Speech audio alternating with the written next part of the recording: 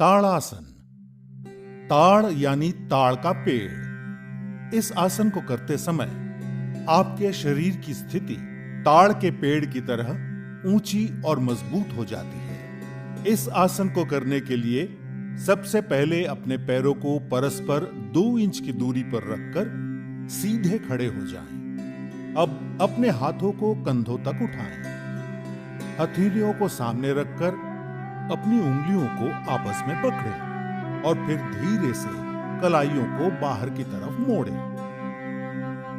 अब धीरे धीरे सांस अंदर लेते हुए अपनी भुजाओं को कंधों की सीध में उठाते हुए सर के ऊपर ले जाएं। इस अवस्था में अपने शरीर को स्थिर करने के बाद अब धीरे धीरे अपनी एड़ियों को जमीन से ऊपर उठाएं और पंजों के बल खड़े हो जाएं। अब बिना अपना संतुलन खोए, बिना पैरों को हिलाए इस स्थिति में 10 से 15 सेकंड तक रहें। सामान्य रूप से सांस लें और छोड़ें। कुछ देर आराम से रहें। शुरुआत में संतुलन बनाना थोड़ा कठिन हो सकता है। इसके लिए आप अपने सामने एक बिंदु पर अपनी आंखें केंद्रित करें। इस आसन के नियमित अभ्यास से संतुलन बनाना सरल हो जाएगा।